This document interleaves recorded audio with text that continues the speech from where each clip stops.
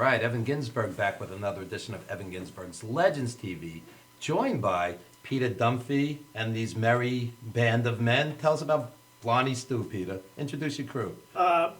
This is Bill Reiner, Perry Paletta, and Ken Hardigan. Okay. We've been And you're a together- boy band, Right? right? You're mispronouncing my name. Yeah. How long And have we been playing together? Yeah, and Vin Warner is out in the parking lot. He fled in terror at the very idea of an interview. Exactly. What exit are we dropping you off? Job collecting models in the parking lot.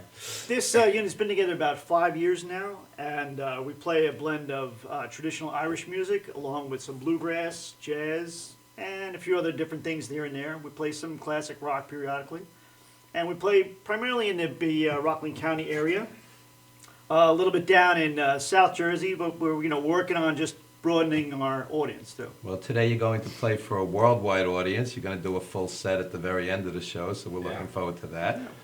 And tell us about some of the career highlights over the past 5 years. And everybody, just jump in. Bill, what do you think? Career highlights. Tonight Pete fell asleep under the piano bench.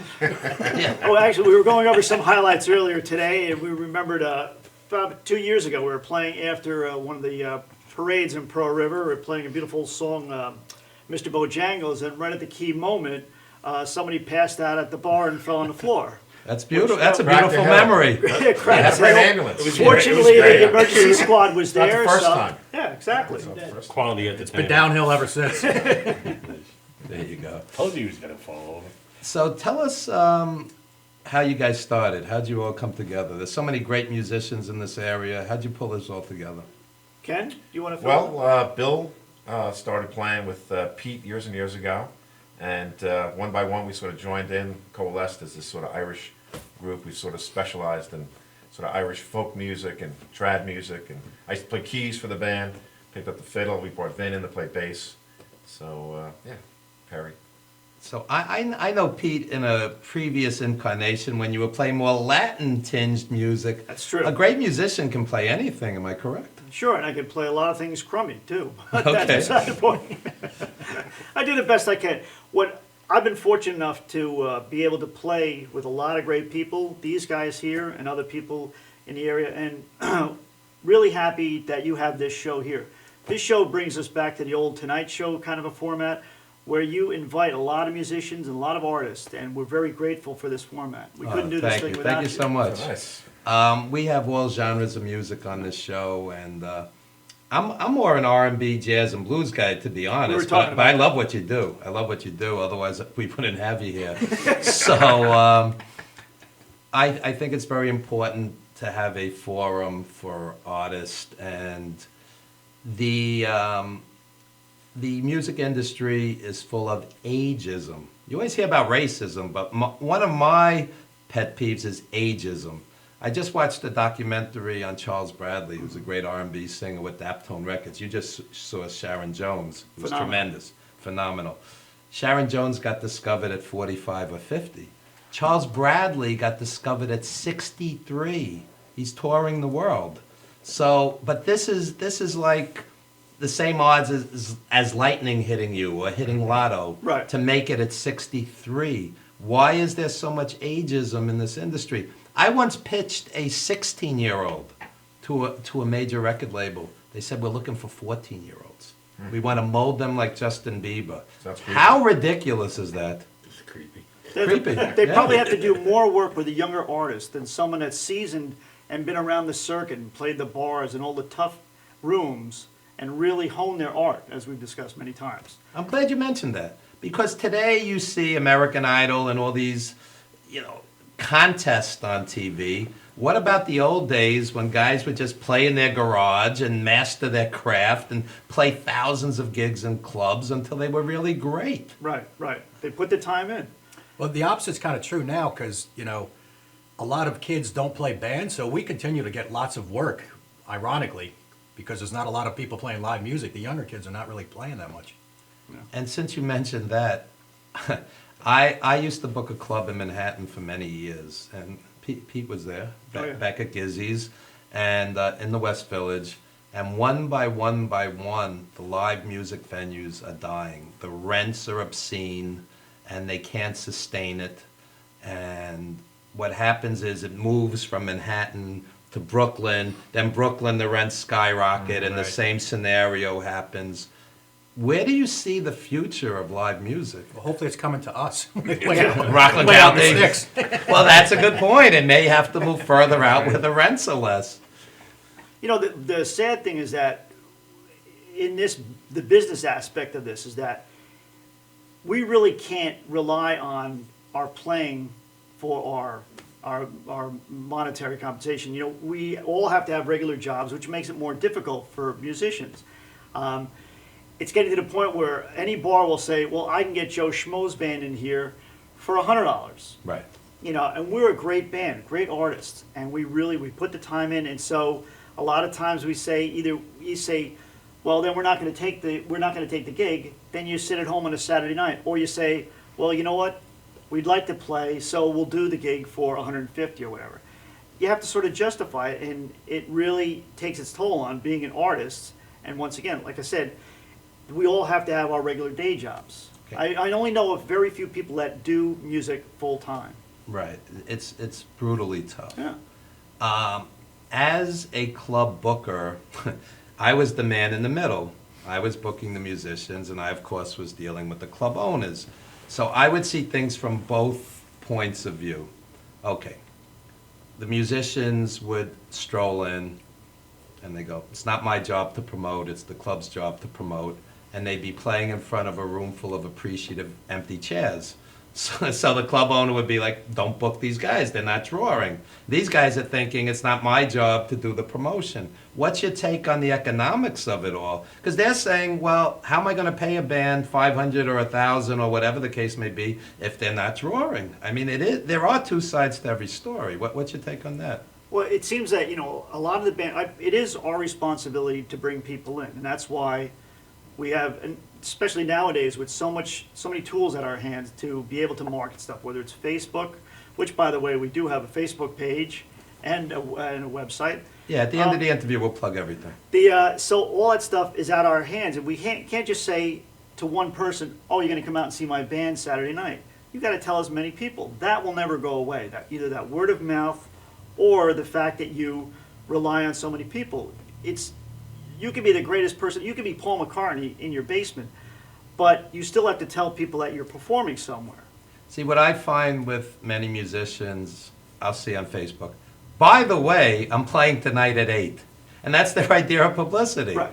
And it's not sufficient. It really isn't. Because what you learn is you have to see something 7 times, statistically proven, 7 times for it to even register. You're hit with so much minutia. You're hit with Yeah, so much especially these information. days. Yeah. So if you say, by the way, I'm playing tonight, I mean, it's not going to do it. You know, people have plans already. People are tired. You have to remind this person for weeks, we have a gig April 1st, whatever the case may be. And then it registers, hey, I'm going to go see Blarney Stew on April 1st. You Well, know? we're lucky enough to play a couple of venues that they have entertainment every Saturday night, but the venue is, like I say, a restaurant, and they have their own. Built-in audience. Yeah, so That's we're not great. responsible to bring people into your restaurant. Your Right, food right, has to right, do right, that. right. So those are enjoyable gigs because the pressure's not on to pack the place. Right. So they hire quality bands because everybody expects to see a band at that venue. And the other thing is, as far as marketing, a band really has to make something feel special. For example, come out for our St. Patrick's Day, you know, big gig, Right. you know. Come out for Pete's birthday. Come out for our 5th anniversary show. You said you're together 5 years. It feels special, as opposed to asking the same friend, relative, coworker to show up for the 37th time. Right. You know, you really have, Right. it does come down to marketing, even though, you know, as artists, you're more concerned with the art.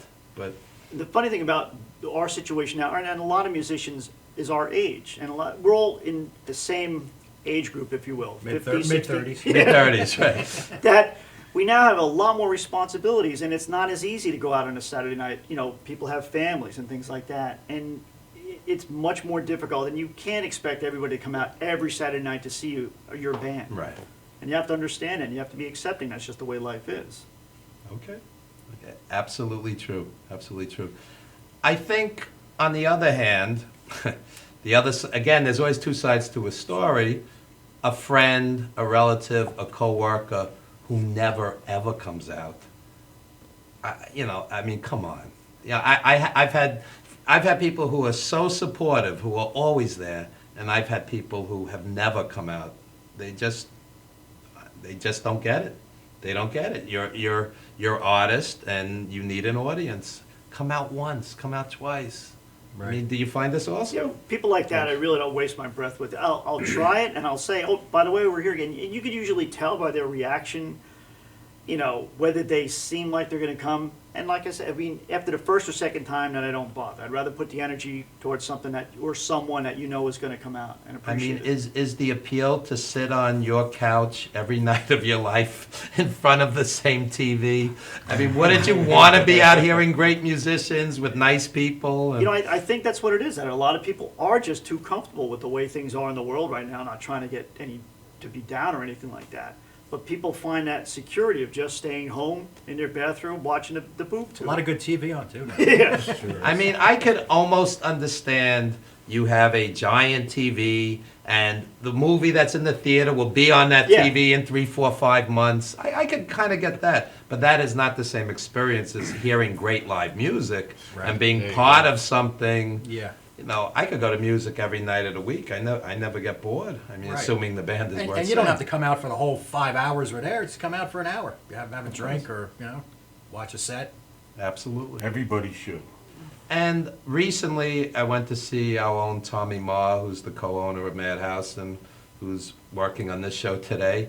And Tommy's band is tremendous, but it's more than that. There's all these nice people that you meet, and it's social, and you have a few drinks, and you relax, and you forget your problems. Sometimes you need to just get out of, the cocoon. Right, right. Get out of the living room and experience life and other people. It's funny, last Friday, my wife and I were fortunate enough to go see, I was telling you, Hall & Oates at, Madison Square Garden.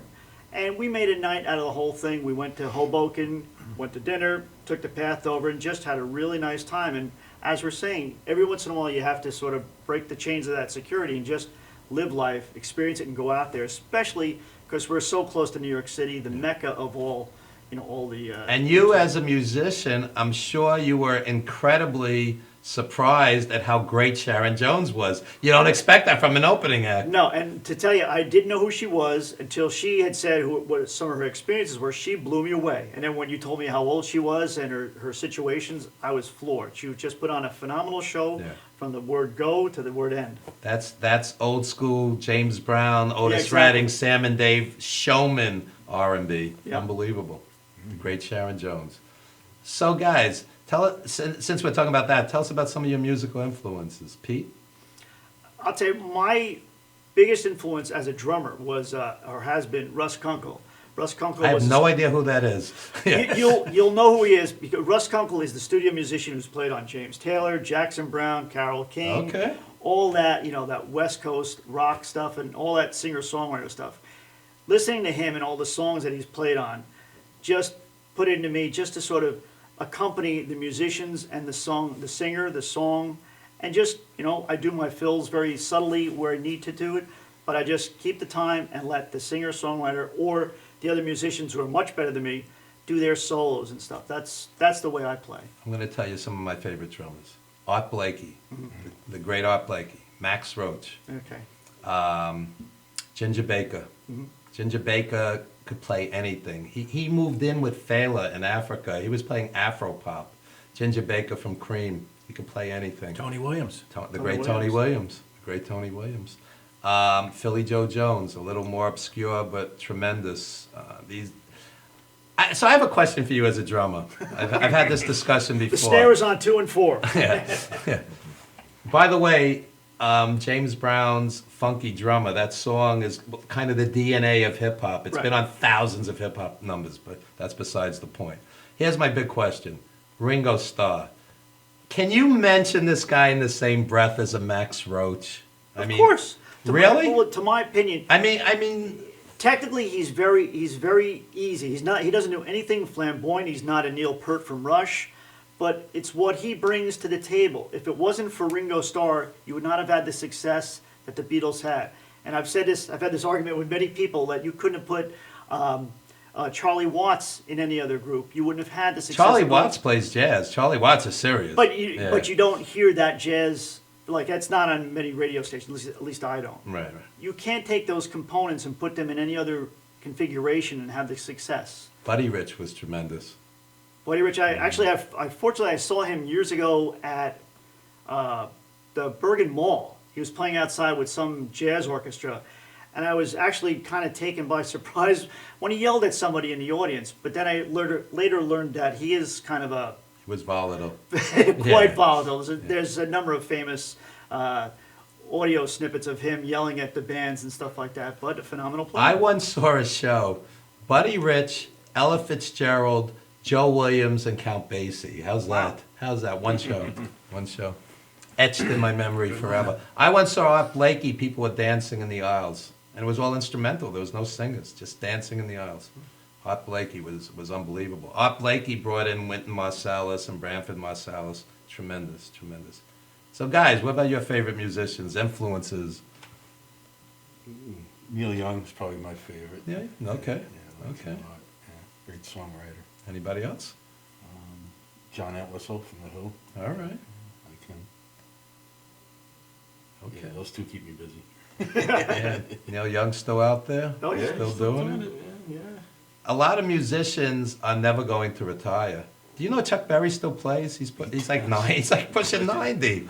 Little Richard is still out there. Jerry Lee Lewis. Right. These guys are never going to retire. They're just gonna, gradually slow. B.B. King played until the end. He was sick a few weeks or a few months before he went, and Right. that was it. You know who my favorite is? George Clinton. He's 74. He's still out there. I love George. Speaking of which, April 4th at Webster Hall, there's going to be a big benefit for Bernie Worrell, the keyboard player with P-Funk. He's very ill with cancer. And George Clinton, Bootsy, Nona Hendrix. That's going to be the show. Wow. The show. Trust me. Black Rock Coalition's doing it. Okay. One of my buddies, Darryl McNeil, is with them, and he's helping put it together.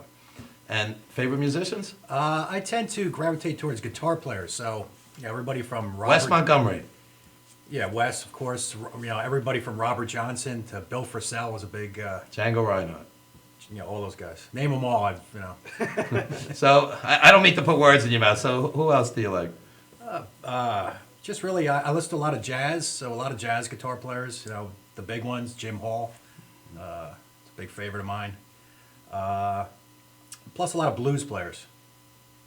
Muddy Waters is one of my favorite blues players. Had the opportunity to open for B.B. King years ago Wow. back in the early 90s. Wow. Still to this day, he gave a shout out to our band, one of the only main acts that's ever done that. He was a real class guy. Everybody spoke very highly of him. If you want to see a tremendous film that's relatively obscure, it's called Soul Power. When Muhammad Ali fought George Foreman in Zaire, they had a big, big concert. And B.B. King was on it, Bill Withers. The headliner was James Brown at his peak, 1974. Wow. And the Fania All-Stars who came off the plane and were treated like royalty. It's a tremendous, and the Spinners with Felipe Wynn. Tremendous film. It's called Soul Power. Boy, A- yeah. As musicians, you'll love it. Every genre of music, African music, blues, R&B. Great, great film. And I used to love Albert Collins. Yeah. What a great guitarist. The Iceman. Showman. Wow. Yeah.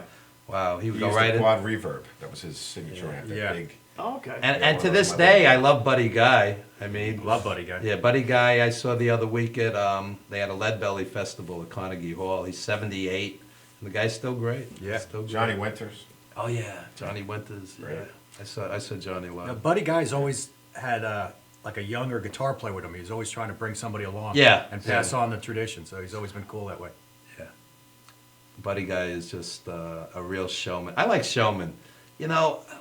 Speaking of sitting in the living room, and I get bored if somebody's just like sitting on a stool and playing, no matter how good they are. When you grow up on James Brown, Al Green, P-Funk, Earth, Wind and Fire, you're used to a show. Right. And if you're going to go out, I think it should be a show, not just somebody sitting on a stool, no matter how good they are. Right, you're paying good money for it. You want to really get your money's worth. I mean, I've seen that, and you go, oh, guy plays beautifully, but No, it's almost like listening to a CD. Yeah. Well, in jazz, you get a lot of non-showmanship. Yeah. It depends. I used to go see the avant-garde guys like Sun Ra, Art Ensemble of Chicago, Cecil Taylor, and those guys were showmen. Uh-huh. They didn't play. Those guys were tremendous. And who are some of your influences? Well, for the Irish stuff, probably the Clancy Brothers. I love the old Irish folk music. Listen to the Chieftains for good fiddle playing. Sean Keane, Vassar Clemens. For the bluegrass stuff. And all the regular stuff: the Beatles, Led Zeppelin. Folk music.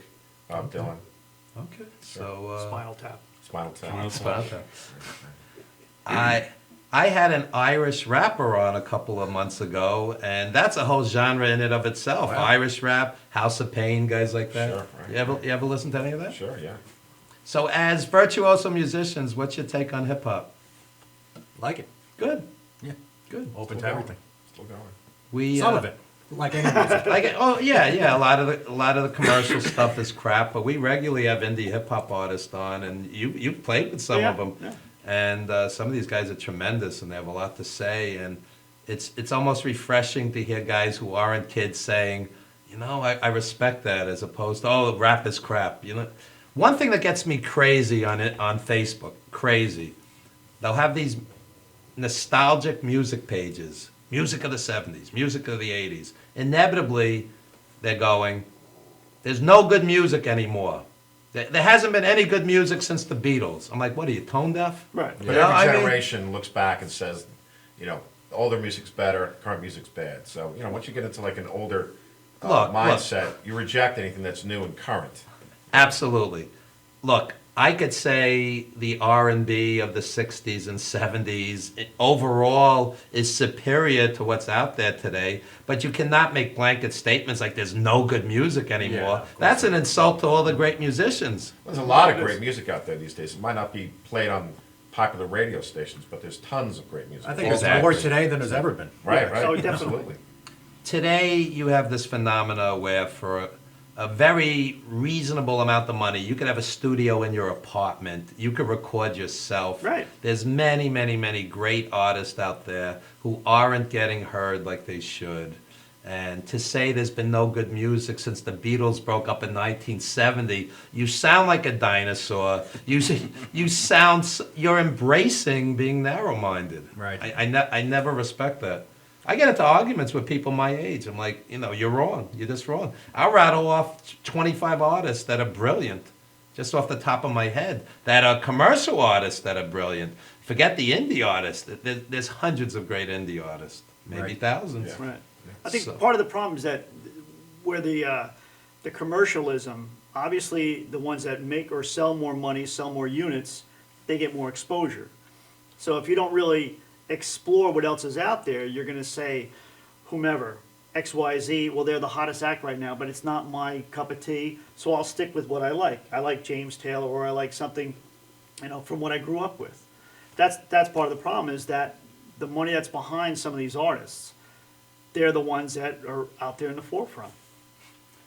It's fine to stick with favorites because a great song will put you back at that time in your life. First love, when I was a teenager, whatever. That's good and fine. But to say there's nothing out there anymore, it almost makes people sound stupid. Yeah. I mean, really, if you think about it. Yeah. It's like they haven't left the house since 1970. Speaking of leaving the house. So, guys, what are we going to hear later? We're playing a mixture. We're going to do some Irish trad, or Yep. traditional, as they say, and we're going to throw a jazz tune in there, I think, Okay, right? great. A couple bluegrass tunes, maybe. There you go. Who are some of your favorite bluegrass musicians? David Grisman is great. Love David Grisman, of course, Bill Monroe Yeah, for Bill mandolin. Monroe. I mean, Tony Rice, is the Yeah. man. Doesn't get better than Tony. All those guys. I think bluegrass is very underrated in this country. It doesn't get heard as much as it should. Am I correct? Especially on the charts. It's Yeah. There was a little bit of splash with "Oh Brother Where Art Thou" a couple Oh, years yeah. ago. Put a little on the map for a couple months. There used to be a cable music station that you could listen to bluegrass 24/7, and then they dumped it. I guess nobody's Right. listening, No except funding. me, maybe. Great music is a tough sell, guys. Yeah. Speaking of selling, any websites, any upcoming gigs, anything you'd like to plug, please? Well, yeah, we have, if you check our website, blarneystew.com, it has a list of all our upcoming gigs that are coming up. And as you stated earlier in the interview, March we're really loaded. I don't remember the things offhand, but if you just go to the website or on our Facebook page, oh wait. Here we go. Perry happens to have a card there. We get busy this time of year. Yeah. And I guess that's a good thing if you're an Irish band. There you go. Playing at Bailey's in Blauvelt on St. Patrick's Day. Yeah. Right, that's Actually, you and I were speaking earlier about the fact that what's really been booming for us are the library gigs. And we were talking about the fact that I would never think years ago that I'd be playing in libraries, but libraries have become such an interesting little performance area. You have a nice audience that comes here. It's usually at a nice hour, whether it's in the afternoon or early evening. Nice settings, and the people are there to enjoy the music. And I think this year we have about 9 libraries in the area. The Queens I live in Queens, Queens, New York, for those people out there in a different country. The Queens libraries have not only live concerts, live movies, incredible classes, Tai Chi, meditation, Korean language, all different. The libraries are this incredible resource that a lot of people don't take advantage of. And they present brilliant musicians. I just saw Robert Ross, Edwin Vasquez, King Solomon Hicks, great young blues player. And he's almost like George Benson meets the blues. It's like jazz blues. Uh-huh. Tremendous young player. And these concerts are, 75 minutes, 90 minutes. It's think of what you would spend in a club. Right. So people should take advantage of the library system. And Doris Jones over at the Queens Public Library System is doing some great work. Johnny Dent as well. So with that out of the way, please give the URLs one more time. Websites. The website is blarneystew.com. The appropriately named BlarneyStew.com. And also, we have a Facebook page. If you want to just hit the Facebook page, we'll see, you can like us on there. Also, it'll show some videos and some different images of the band playing in different places in the area. So just give us a shout out. There you go. And you could also like Evan Ginsberg's Legends TV on Facebook. We're doing some revamping on the website. We'll announce that as well. I want to thank Steve Ludwig, who helped put this show on the map. He's writing a book now. We haven't seen him in a while, but he'll be here in a bit to plug his new book. So Steve Ludwig did so much for this show. We're always indebted. And guys, we're going to hear a 25, 30-minute set later in the show. We're really looking forward to that. And when we come back, we're going to have the Thunder Kittens women's wrestling troupe. We're going to really shift gears. Don't you dare go anywhere. Legends TV, always an eclectic mix.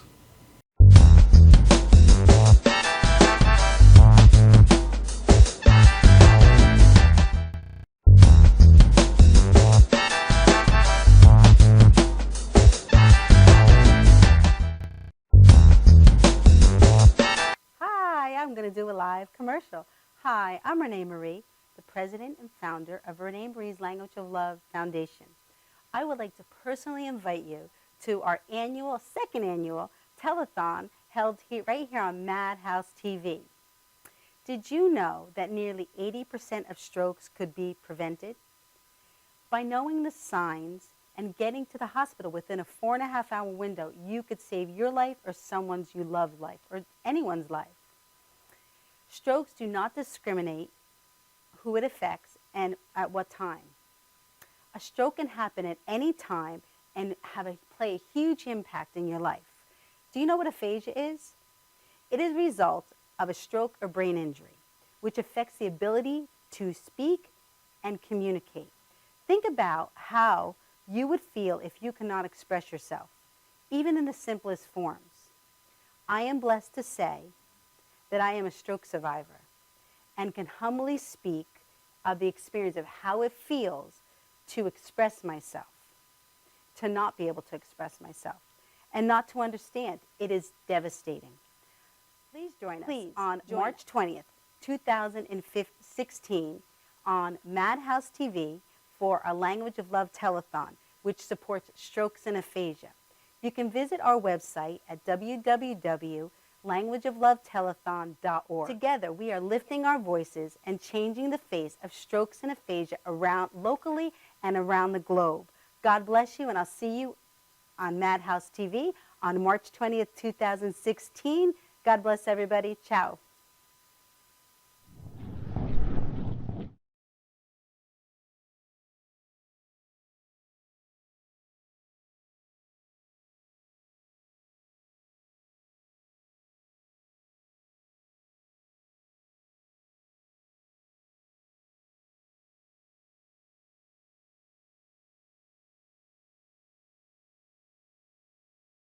Pro wrestling and MMA include Bruno Sammartino, Rowdy Roddy Piper, Superstar Billy Graham, and Frank Shamrock.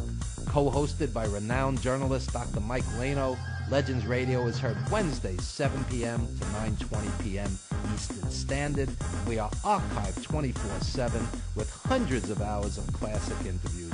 Legends Radio also features the best in indie music, showcasing talent deserving wider exposure. I'm from Brooklyn, baby. Don't forget the gravy. We are soldiers. You missed the birth of your mother and father. Don't you dare miss Evan Ginsberg's Legends Radio.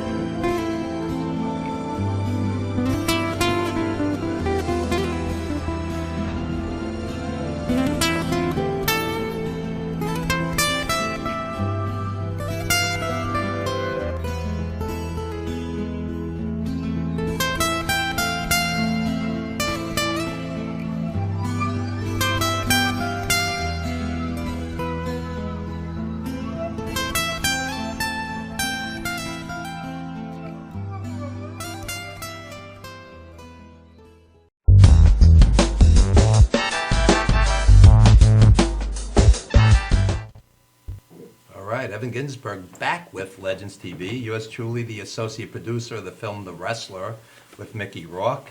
And as always, we like to support pro wrestling. And we have Max Vitelli with the Phoenix Wrestling Federation Thunder Kittens. Introduce everybody, Max. Thank you. Evan, first of all, I want to say thank you very much. It's a very honor to be here. Your reputation precedes you. Thank you. I don't know if that's good or bad, but thank you. Well, I don't believe anything they said about you in Ohio. So. All right. Anyway, all right. So, just to introduce everybody here, we have currently the TKW Cruiserweight Champion. This is Wrath. So, what is a cruiserweight? Whenever I watch boxing, I get so confused with the weights. So, what about in wrestling? What's a cruiserweight championship? That's for like the little girls. You know what I'm saying? That's the smaller. But girls. Is there a specific weight category? There's a specific weight class that's anywhere between like 90 pounds to like maybe 120 pounds. That's more like a cruiserweight. So, what was Rey Mysterio? Rey Mysterio was a former world heavyweight champion, but he did start out as a cruiserweight. He really did. He was a cruiserweight champion for WCW. That's comparable. It's very comparable, yeah. Does Wrath move a lot like Rey Mysterio? No, but you know, who does? Who really does? No. Can she sneak up on you and like pull off some like wicked moves? Yes, she can, because I mean Wrath has been in the business for about 12 years now. She's been wrestling in the ring, and I'm very honored to have somebody like her on my staff. Okay. Also, we have the newest girls that have entered the Thunder Zone arena. First on over here is Miss Venus Divine, right here. Right. Okay, and right next to her we have the tag team action of Jadzia Jax and Miss Navidia Knight, and this is Royal Dominance. Royal Dominance. Royal Dominance. All right. Very good. Very good. So, Tell us about the Phoenix Wrestling Federation. What is your vision? Where would you like to take all of this? Well, let's see. The Phoenix Wrestling Federation was started back in 2011, and we started out in a small town in New Jersey, a very small town called Pennsauken, New Jersey, where I just started recruiting new girls. I mean, girls that have never been seen before, the girls that have never been on the indie circuit before. I wanted to start from scratch. You ever see the movie All the Marbles? Yes, I did. This is what you remind me of. All the Marbles is a movie. You have a promoter and he takes this women's wrestling troupe on the road. So you're saying I remind you of Peter Falk, is what you're trying to Peter say, Falk's, right? Peter Falk's a legend. Well, Yeah. excuse me. Let me just ask you one more question. Yeah. Okay. So, wow. You should Peter see this Falk. movie. You relate to it. Yeah, Paramount Pictures, 1980. There you that go. was that movie actually galvanized me because I mean I've loved women's wrestling ever since I was 6 years old. You know, I used to sneak it all the time as I got older. I used to get the wrestling magazines and the women's wrestling magazines, and I was just a little Italian boy in a closet with a flashlight just watching all this stuff. And then when it started coming on TV, I just got galvanized with it as well too. I used to see Fabulous Moolah in her prime come down the aisle at Madison Square Garden. No music, nothing. The fans hated her. She was taken so seriously. I mean, she was tremendous heel. Yeah, and she was an absolute tremendous heel, and she was maintained that championship for many years. No one's going to beat That's her 'cause she record. owned it. That's true. Yeah. She absolutely owned it, and nobody better ever came along. And they Right. never took women's wrestling that serious. But I always took it very seriously, and as I said, I wanted to create like a new breed, a new cutting edge of female sports entertainment, which is why I started interviewing models, I started training models, I started interviewing girls, I started training them in the ring. I wanted to see who had like the it factor, and we just built it up, and we were very successful all through 2011 and 2013, where we have what I call my indie division called the Thunder Kittens. Which basically are the girls starting out in the wrestling business. They're going to be graduating pretty soon once they pass and complete their training, and they're going to become Firebirds, which is the female version for the Phoenix Wrestling Federation. And when that happens, you're going to absolutely see a new breed of entertainment that nobody's ever seen before. You're a good talker. I try to be, yeah, I do. And, sometimes I just don't even know when to shut up. Which is great on a talk show. It was absolutely great on a talk show, sure. What we're also doing, and this is something we're very, very, very excited about right now, is that we're actually going to be merging right now with a male stable of wrestlers as well too. Because what I see before is And like where is this stable coming from? the stable is we're actually going to be like interviewing tonight. We're going to be hanging out. Is this in a the different Bronx. promotion? This is a different promotion altogether. It's You called, do realize indie wrestling promoters inevitably kill each other. They never get along. Yeah, either that or we have them killed, but that's another Okay. story. Not that I'm in that kind of business. I don't do that kind of business anymore. But no, actually, we're actually going to be reviewing a company tonight called Elite Wrestling. It's based in Arizona, also based in New York City, and it's a bunch of very talented male performers. And what we're going to be doing is we're going to see if our women's fed is going to be the right fit for this indie fed that we're going to be seeing tonight.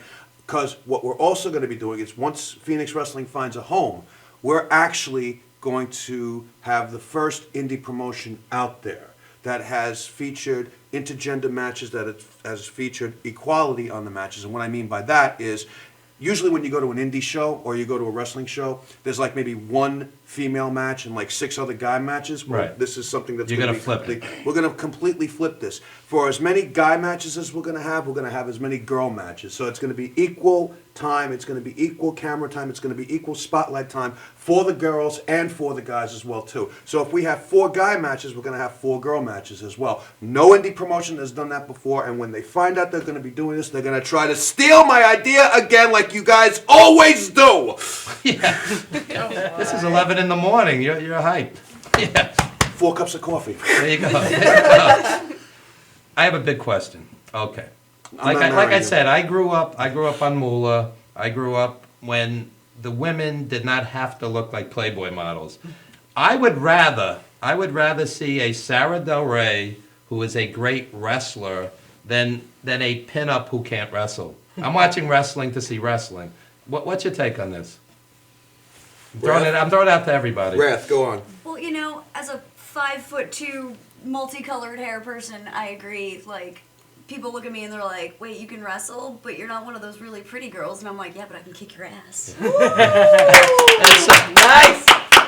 I can't even imagine somebody saying something that stupid, but You'd be surprised. how tacky is that to say to somebody, though? I mean, Oh, people are just, I don't know. sometimes wrestling fans, like First Row Ringside, has like the IQ of a glazed donut. But, Yeah. So, World Dominance, what is your take on that? What do you say? I can say about basically society portray women, like you said, like Playboy. It's good to have a non-eye candy look to promote what we're doing. So basically, I feel like we're just promoting a non-eye candy look, and we can do it by wrestling. It's like we can do what men do, but in a feminine way and not a sexual, exotic way. Okay. So I agree. There you I go. definitely agree. There you go. Cool. I mean, Vince McMahon is about sports entertainment. Yeah. It's okay. Like I said, I would rather watch the Japanese women wrestlers who actually wrestle. You know, I turn on wrestling to watch wrestling. That's always been the case. You know who I think is great? Gail Kim. Gail Kim is a great wrestler, and she's beautiful. That's Yes. a perfect combination. Where you respect what you're seeing. Well, finding somebody like a Gail Kim, that's hard, you know what I'm saying? I mean, once in a while you're going to find a diamond in the rough. You're going to find somebody who it's like, you know, she looks great, but it's like, can she really handle herself, you know? And it's very hard to find that nowadays. And what I'm going to say right now is I'm going to give her a pop right now is Miss Venus Divine, okay? You look at somebody like her, yeah, she, you know, she's very set in the ways, but I got to tell you, out of all the girls that I have hired, out of all the girls that I have trained, I have never seen somebody so dedicated, so passionate, so fanatic about this business. I mean, Rath has been in the business 12 years. She's even impressed with her. Angelo Vega, who was our trainer, he's had 15 years in the business. He's impressed with her. I've been in the business since like 19, and I'm pretty impressed with her as well too. I'm going to tell you what you should do. You should do a documentary on this, or a pilot for a potential TV series. You guys on the road. No, seriously. You guys on the road together, and some moron walks up to you and says something stupid, right? I mean, this would be good TV or a good documentary. No, seriously. Well, it's funny that you say that because we actually are working with an executive producer. She's out in California. Her name's Jennifer. I keep forgetting her last name, but she has done 3 reality shows since she's 3 for 3. This would be a perfect reality show. And she knows this. She said, a guy from New Jersey who has the most understanding wife, who is working with these gorgeous girls, who's handling... You have a tough job. I have I mean, I'm handling these girls, I'm tossing these girls around, I'm letting them, you know, they're happy because this is the only job that they can actually beat their boss up on, you know? So they're happy with that, you know? Some like it more than others, you know? Okay, but that's what it is. And she says, like, how does a guy from New Jersey who is a full-time dad, a full-time this, a full-time that, full-time husband, wife, find the time to bring, you know, these girls to the top and, you know, have the next best promotion that's out there right now. And we've been working on this for like the longest time. She's just finishing up the sizzle reel. So we might see something pretty soon. That would be great. Yeah. And ladies, who are some of the women wrestlers that have influenced you? I'm throwing this out to everybody. You know, I don't have anyone really in particular. I just try to like watch it as much as possible, like all the women, and like gain as much knowledge of wrestling. Who would you learn from? Even with the male wrestlers, I always tell them, watch the best. Watch a Billy. Don't even talk to me right, about it. go ahead, go Not ahead, getting go into ahead. this. I tell the male wrestlers, watch a Luthez, watch a Billy Robinson, watch the best of the best, as well as on promos. Learn from the good promo people. So, which women wrestlers that you watch do you learn from? Like I said, I really don't have one in particular. I love the Bella Twins, but they're not the. It's hard to pick and choose. She doesn't like anybody in the WWE. I don't that's really. No. Exactly. I don't. So, what do you think of the TNA women wrestlers?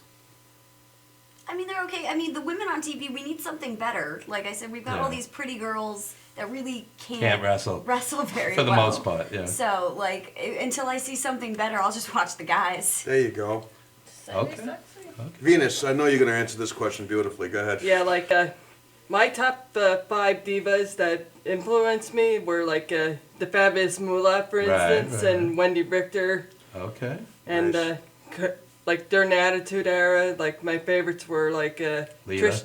Trish Yeah. Stratus, Jacqueline Moore, Sable. Well said, well said. Very good. And currently I like Charlotte and Becky Lynch. Nice, very nice. You know who I think was the greatest of all the women wrestlers? Sherry Martel. She was so tremendous. May she rest in peace. Not R.I.P. and a nice person. Great girl. Sherry Martel not only could wrestle circles around people, she had the charisma, she had the gimmick, she could talk. She was a total package. Absolutely. Yeah. Absolutely. Sherry Martel. Yeah, I mourned her passing when that happened. I once interviewed Sherry Martel on radio, 4 a.m, and she was half asleep, and she was saying how for 20 years she was on the road and didn't see her kid grow up. And, you know, it was a really intense interview because she was like half awake, half asleep, and she was very honest and serious, and I'll never forget it. I probably have it on tape somewhere. I have to dig it up. Well, this business is all about sacrifice. You know, it really is, and it's about sacrificing certain things because the more you sacrifice, if you're willing to sacrifice, if you're willing to put everything out there, okay. Like you on the road with a troop full of beautiful women. That's a terrible sacrifice. Yeah, I know. Yeah. I don't even. I can I'm see gonna- how you sacrifice. Don't forget to order the tour bus, okay? Don't, not the hair. But the thing is, as much as you put into this, you're supposed to get a lot out of it. If you're putting a lot into this and nothing is coming out of it, then there's no reason to do something like this. But if you're passionate about this and if you dedicate a certain amount of time to this and you put everything, your blood, sweat, and tears into something like this, how could it not be successful? I agree and disagree, and I'll tell you why. 95% of indie promoters lose money. So you have the right idea. You're doing something different. Exactly. You have a different angle, a different approach, and that has the potential to succeed. A lot of the indie promoters, I've seen indie promoters lose houses. I've seen indie promoters lose hundreds of thousands of dollars. I've seen indie promoters lose wives and kids because they were so obsessed with it. I mean, I've seen it all. I've been around this forever. And I think what you're doing is a whole different take. And again, I would try to branch out into documentaries and reality shows because indie promoting in and of itself is very tough, very tough. One of the mistakes that a lot of the indie promoters make, okay, and it's a huge mistake, you get a bunch of guys together, okay, who's nobody has ever heard of before. It's your okay? cousin, it's my your cousin, girlfriend, it's your girlfriend, yeah. it's this, and all of a sudden it's like, we'll get the whole neighborhood to come, and I'm like, first of all, if you don't have a named talent there, nobody is going to come watch the East Street Gang freaking wrestle at a hall. You have to get the Tommy Dreamers. You have to get the Sabus. You have to get the guys who are taking the indie bookings, the EC3s, anybody from the Impact Wrestling roster, any of the retired WWE guys. You have to have a name there. And then on top of that, don't put your money out there because that's how you lose your wife, your kids, and your houses. Don't put your money out there. Go out there. Go to your local pizzeria. Go to your local car shops. Go to your local construction guys. Go to the blue collar market and say, hey, we're going to put your name out there. Give us $250. Oh, for $500, we'll put a banner up for you. That's where you get your money from. Do it with somebody else's money because this is how you make money. You're one of the best talkers we've ever had here from the wrestling world. Usually I get wrestlers, they're like half mute. You're good. And I got up at 7 this morning. There you go. So ladies, any other influences? Please. Really, just the famous Moolah. Basically, she admires me because she won the Hall of Fame, the WWE, WWF, and I believe she won another one at 72 years old. She's just, she's amazing. She's the best. Moolah, yeah. I mean, I like all female wrestlers. I like Naomi, Natalia. She's really tough. She's really Natalia, good. that's a good role model. Yeah, she's really good. The Bella Twins is also good. Basically, that's showing you a tag team. You know, how they work or whatever. Even though before, a long time ago, they used to cheat at one hiding under the ring. And that's how they got caught. But that was funny. Okay. But yeah. Okay, so I have a big question for all of you. if you watch women's wrestling, WWE, TNA, whatever, inevitably, it's a short shelf life. Gail Kim's been around a while. She's not a kid. But generally, they have their 3, 4, 5-year run. What's the game plan afterwards? I mean, do you want to go into modeling, acting? Because a career as a wrestler, eventually your body gives out. It's brutal. I mean, what's your take on that? Where do you see yourself 10 years from now, 20 years from now? That's a great question. I mean, I've never really looked. That's what I do. Yeah. I interview. That's good. Yeah, I've never really looked that far ahead. But I mean, here's the thing. I mean, if Vince McMahon can run a successful promotion for like so many years, and his father ran it, and his grandfather ran it, and it's like generations of that, then to tell you the truth, I refuse to go out saying that he's going to be the only successful promotion out there. And I'm not looking to, like, you know, get up there with the WWE status. I mean, it's WWE, it's Impact Wrestling, it's CZW, it's Ring of Honor, and then it's, you know, maybe a couple of other ones out here in Long Island, maybe, which suck, by the way, I said it, okay? But I want to be up there, you know, not just down here. I want to be up there, and I want to run a very successful promotion for as many years as we possibly can do it. No, promotion could last for a very long time, but my question is, do you have a plan B? Would you like to go into acting, modeling? Well, what's your plan B? Well, I've done acting and modeling, so I've dabbled in all of that. I'm a classically trained pastry chef. I can always go back into the restaurant business. She wants to be on season 2 in vinyl because she blew season 1. That's her. Yeah, okay. Fingers crossed. It's all right. It'll be okay. It'll be okay. Okay. So, what's your game plan after this? Like 10 years down the line? Yeah. I eventually want to get into the WWE. Okay. She's. But what about after that? After that, I would fall back on my current job outside of here, do catering and banquet setup. You guys could work together. She could be the chef. She could set up the banquet. That's good. Come on, guys. But right now, I'm doing modeling as well. The wrestling is cool. I love it. I work at a restaurant. 10 years from now, I want to work with children. So I want to be an analyst and psychiatrist. Okay. So basically, I'll go back to school. Working with wrestling fans is good training for being a psychiatrist. Yes, I work with these little kids right now, and they're wrestle. So Okay. I have experience with that already. Okay, that's great. And yourself? I'm already a current model and an actress. So I have like both careers. The wrestling, I'm doing more. And whenever I get like a casting call, I'll see if I can do that. So I do both. From 10 years from now, this is an actress and a model. That's great. That's great. And we have a 1-minute clip. Set up the clip real quick. Oh, the 1-minute clip that I sent you guys? Okay. This 1-minute clip that you're about to see has been the history of the Phoenix Wrestling Federation. This is just when we were first starting out in that little bitty town in Pensacola, New Jersey. These were some of the girls that I first found out. You know, some of them not with us anymore. But this was just pure female wrestling entertainment. So that's the clip. Okay. Okay? Here we go. Which clip did I get?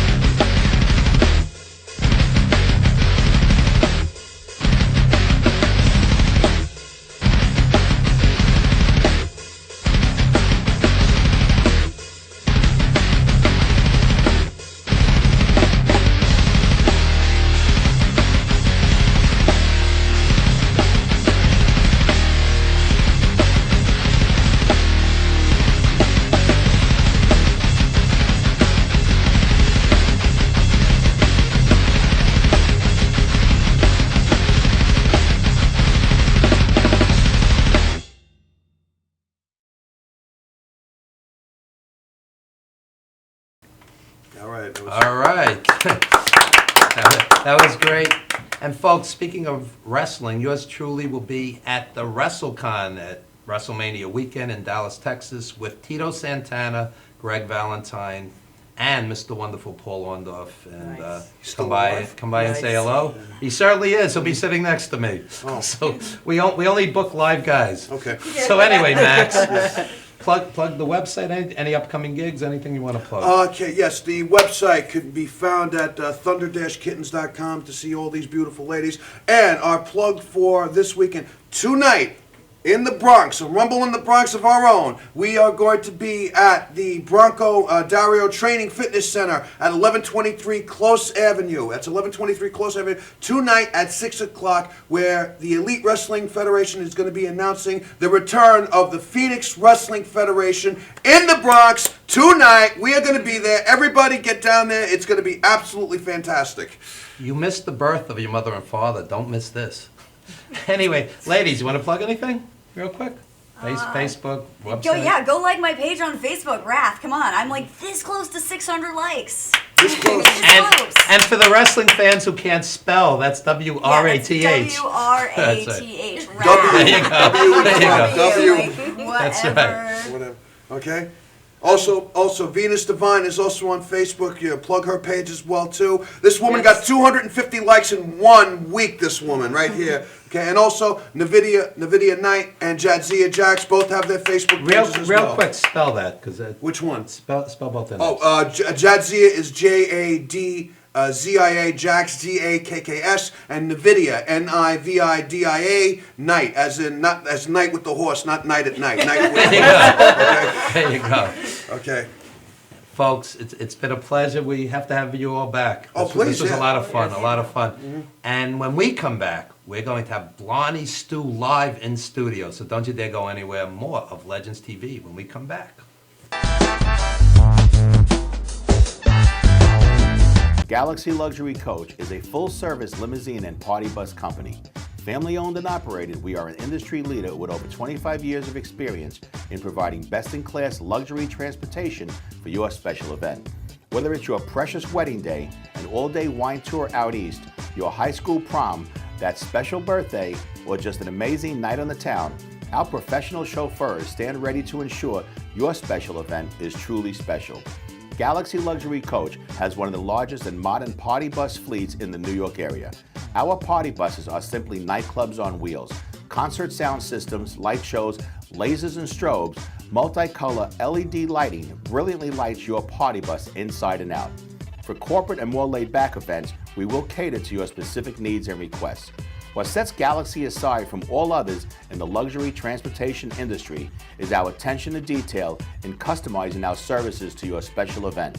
At Galaxy, it's all about you and your guests.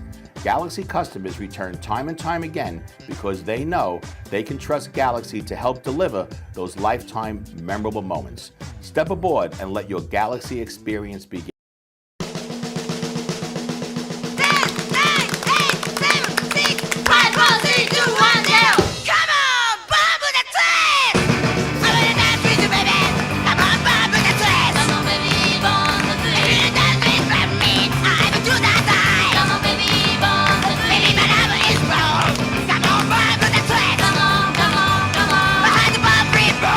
Come on, Bob with the twist. Come on, baby, Bob with the twist. You do the best,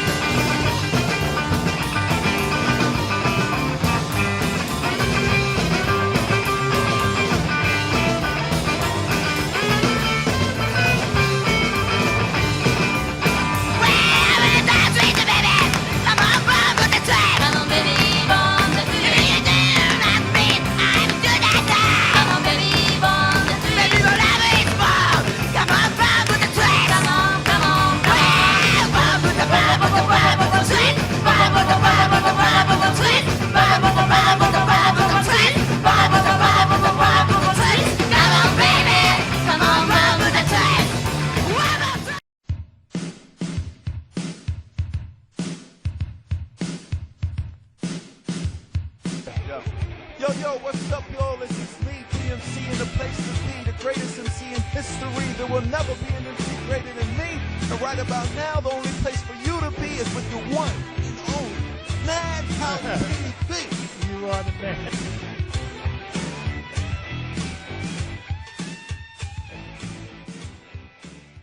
Stretching under sedation or manipulation under anesthesia is a very gentle, very precise procedure to very slowly release any scar tissue that is formed as a result of a traumatic injury. Many people ask, how does this work? Will I get hurt? Will you stretch me too far?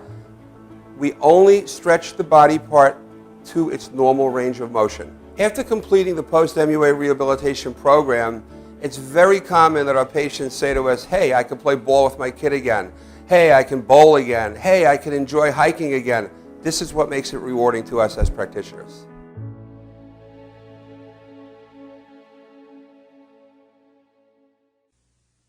Time to make the donuts. Dunkin' Donuts are always fresh. I made the donuts. We make them at least twice every day. Time to make the donuts. Not a few kinds, like supermarket. Made the donuts. Time to make the donuts. But up to 52 varieties. The donuts. Time to make the donuts. I made the donuts. Dunkin' Donuts, up to 52 varieties, fresh day and night. No supermarket can say.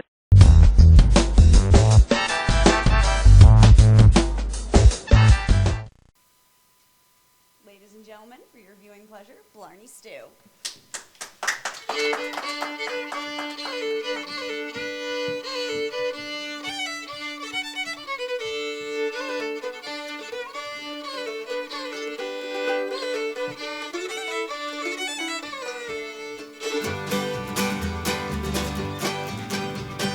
Way down yonder by the old plantation, that's where I was born.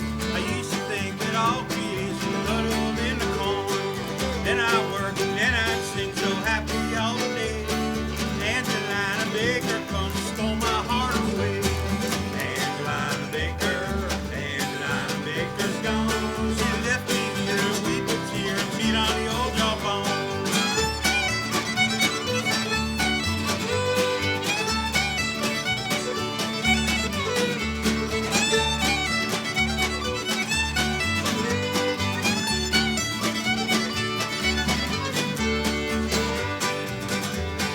Done in the morning on a lonely summer's day.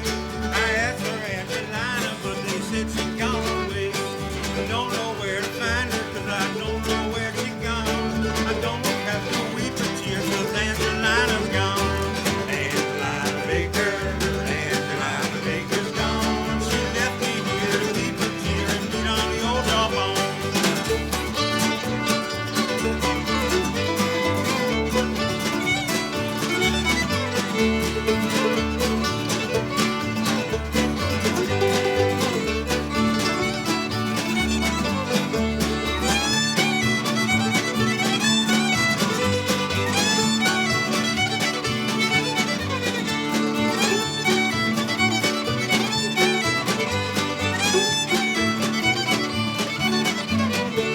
I seen her in the springtime and I seen her in the fall.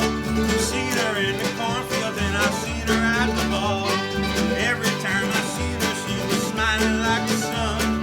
Now I have to weep a tear 'cause Angelina's gone. Angelina Baker's gone. She left me here to weep a tear, beat on the old banjo. Angelina Baker's gone. She left me here to weep a tear and beat on the old jawbone.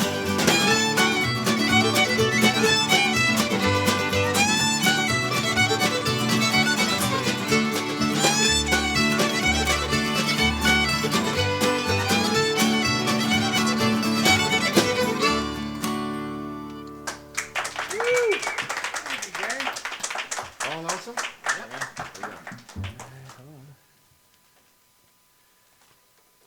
One, two, three.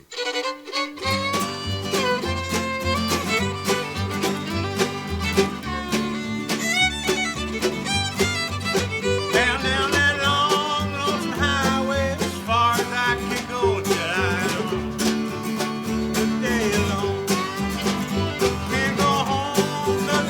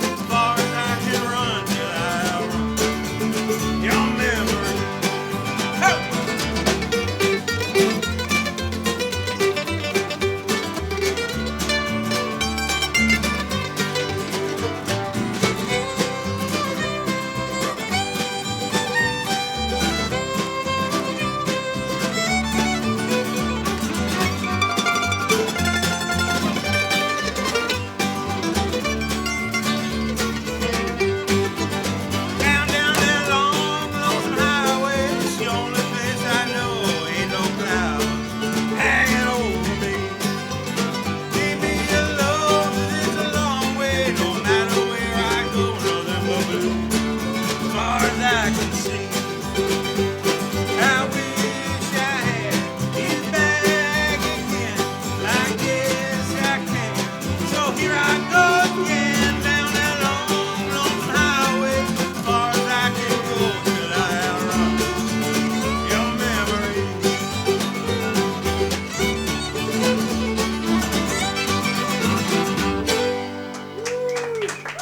Thanks, gang.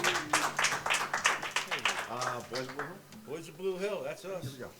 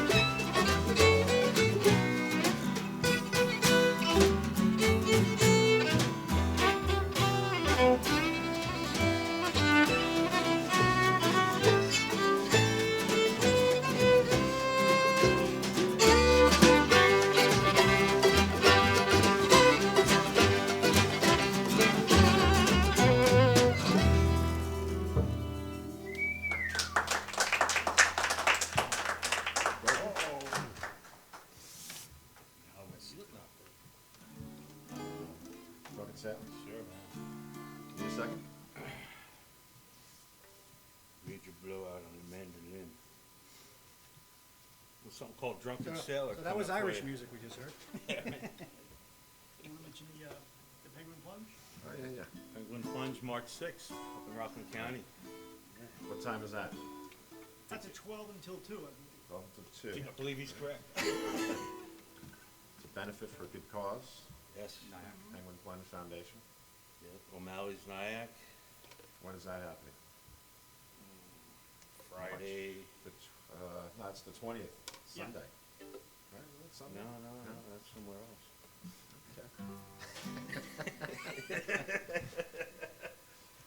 We haven't started yet, we don't know where we're going. Yeah. Ready? Go ahead, start with Adam.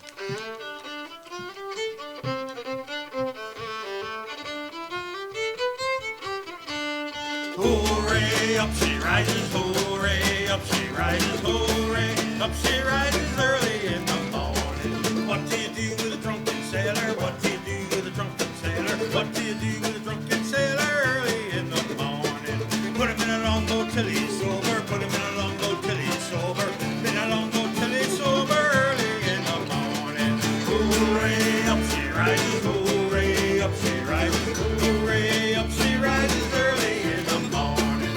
What do you do with a drunken sailor? What do you do with a drunken sailor? What do you do with a drunken sailor early in the morning? Shave his belly with a rusty razor, shave his belly with a rusty razor, shave his belly with a rusty razor early in the morning.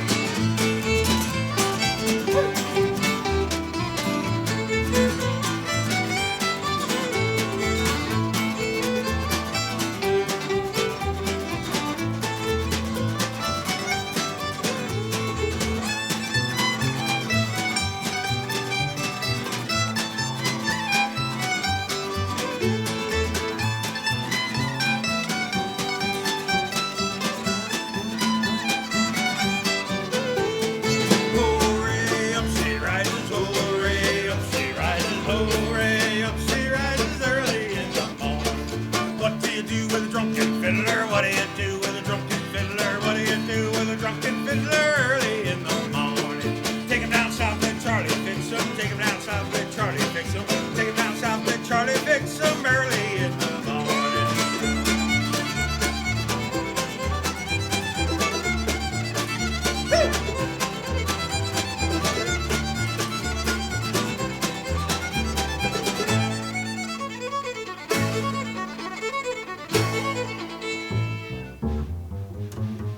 Hooray, up she rises, hooray, up she rises, hooray, up she rises early in the morning. What do you do with a drunken sailor? What do you do with a drunken sailor? What do you do with a drunken sailor early in the morning? Put him in bed with Maggie Thatcher, put him in bed with Maggie Thatcher, put him in bed with Maggie Thatcher early in the morning. That's what you do with a drunken sailor, that's what you do with a drunken sailor, that's what you do with a drunken sailor early in the morning.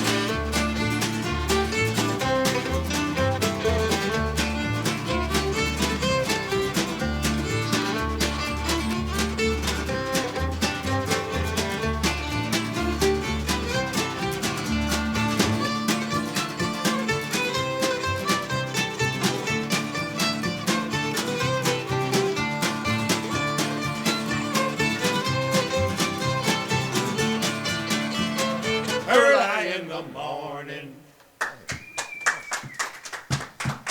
Thank you. It's on the mark. On the mark. There you go, ready? Yep. 1, 2, 3, 4.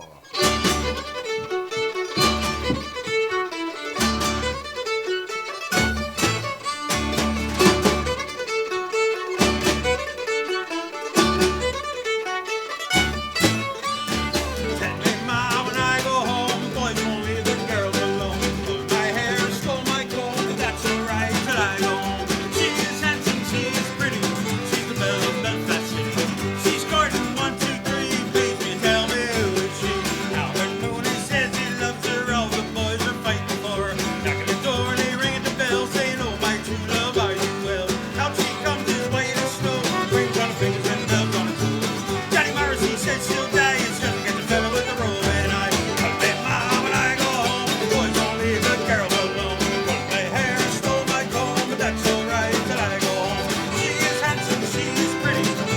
fellow that's not sick.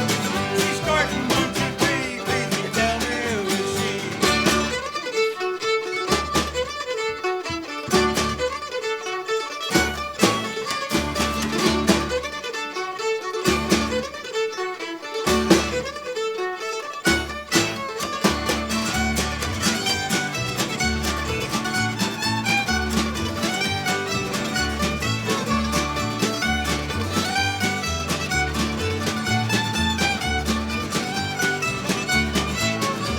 Then the wind and the rain and the hail blow high and the snow come tumbling from the sky. She's as sweet as apple pie, she'll get around that by and by. When she gets a lad of her own, she won't tell them all till she comes home. Let them all just say what they will, for it's Albert Road and she loves still. But make my when I go home, boys won't leave the girls alone. My hair stole my comb, that's alright till I go home. She is handsome, she is pretty, she's the belle of the fashion. She's courting 1, 2, 3, please will you tell me who is she?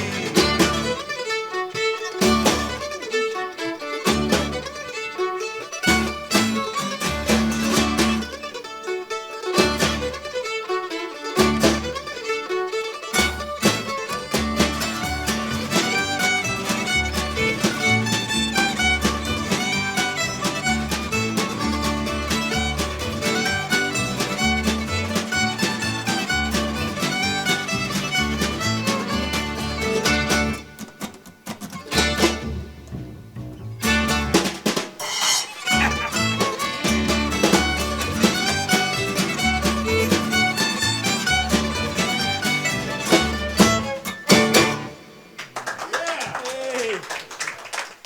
Thanks, gang. Henry. Got one more for you called Henry. Nice little adventure here.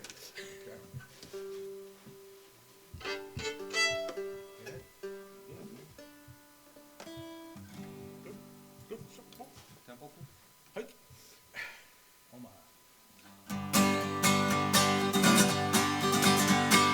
Every year along about this time it all goes dry. Nothing around but love or money, it barely getting too high. Henry got pissed off, he said he'd run to Mexico. See if he could come back home with 20 keys of gold. Now the road to Acapulco is very hard to leave. Isn't any better if you haven't any weed. Henry chugging hard and straight on twisty mountain roads. 50 people waiting back to open Henry's load. Now he's running down a mountain, gone fast, fast, fast. If he blows it, this one's gonna be his last. Went to Acapulco to turn a golden key. Henry, keep your brakes on for this corner if you please. Henry got to Mexico, he turned his truck around. Talking to the man, he had to grow it from the ground. Henry tasted, he got wasted, couldn't even see. How he's gonna drive like that's not too clear to me. Henry running down that mountain, gone fast, fast, fast. If it blows it, this one's gonna be his last. Went to Acapulco to turn the golden key. Henry, keep your brakes on through this corner if you please.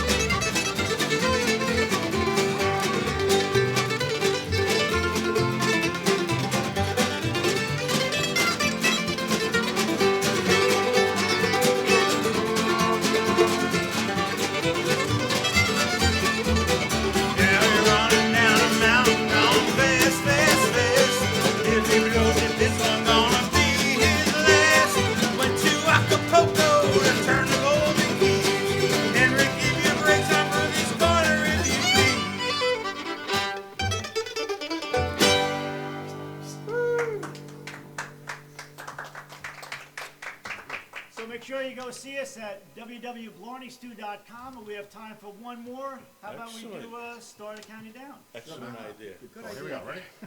Thanks for having us. Thanks for Yeah, your cards. man. One, Peace two, out. 1, 2, 3, 4. What's it?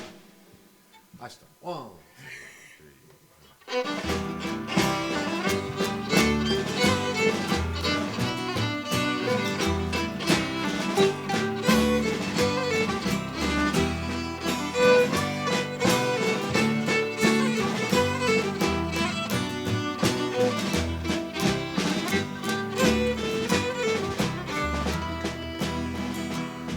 Near Banbridge town in the county down one morning last July.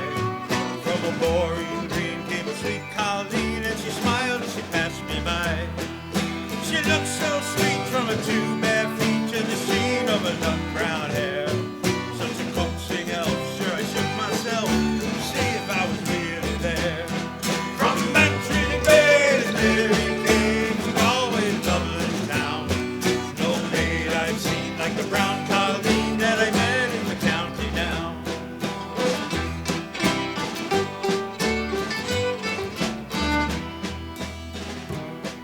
As she onward sped, sure I scratched my head and I looked with a feeling rare. I says I to a passerby who was a maid with the nut brown hair. She smiled at me and he said she, that's a gem of old Ireland's crown. Young Rosie McCann from the banks of the Banshee, star of the county down. From Bantry Bay to Derry Quay, from Galway to Dublin town. No maid I've seen like the brown Colleen that I met in the county down.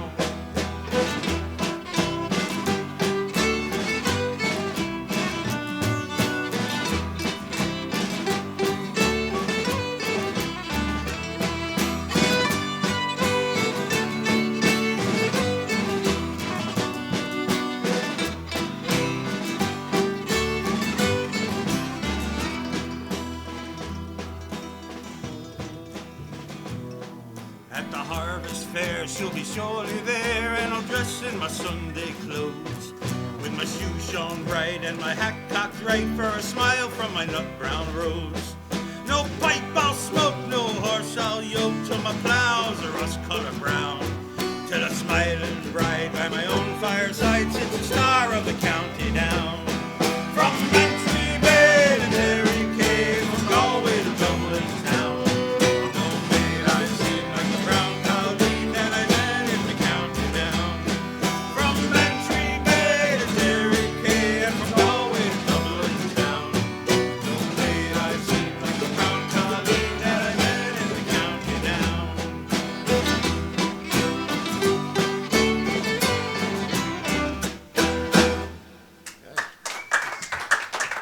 Thanks, guys. Thank you, Thank guys. you all very much. Thank you, everybody.